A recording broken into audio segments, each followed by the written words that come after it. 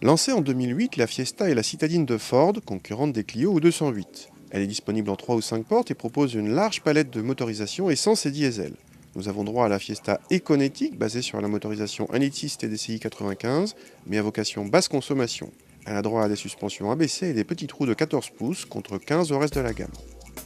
A l'intérieur, on retrouve bien sûr la planche de bord de la Fiesta classique, sans distinction évidente, si ce n'est la présence d'un bouton de débrayage du stop and start, et un menu à l'ordinateur de bord qui note votre conduite sur des critères écologiques. La qualité de présentation est moyenne pour la catégorie et l'ergonomie pas toujours évidente à cause des boutons trop petits. Sur la route, l'Econetic est un peu plus ferme que les autres Fiesta à cause de ses suspensions abaissées, mais reste relativement confortable grâce entre autres à ses petites roues de 14 pouces. Les rapports de boîte allongés font chuter les reprises, mais la vitesse maxi est en revanche plus importante grâce à un meilleur CX. La voiture est également moins bruyante sur autoroute. A l'arrière, l'accessibilité nécessite quelques contorsions, d'autant plus que la voiture a été abaissée.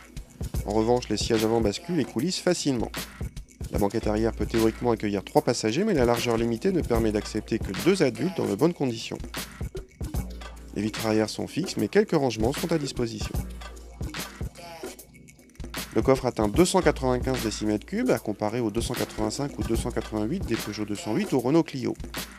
La voiture est livrée avec un kit anti-crevaison ou en option avec une roue de secours facturée 100 €.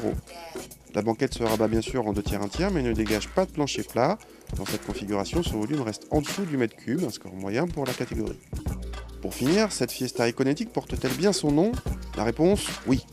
La consommation moyenne annoncée par Ford descend à 3,3 litres, soit 87 grammes par kilomètre de CO2, donnant droit à 400 € de bonus écologique. On est au même niveau qu'une Prius.